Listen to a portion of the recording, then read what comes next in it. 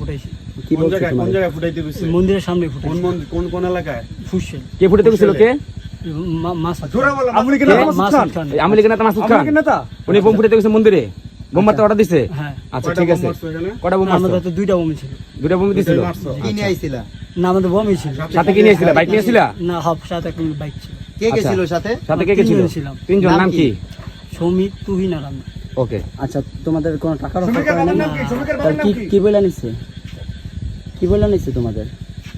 তোমাদের কি বইলা ওখানে নিছে? কি বইলা দিছে এটা বলো।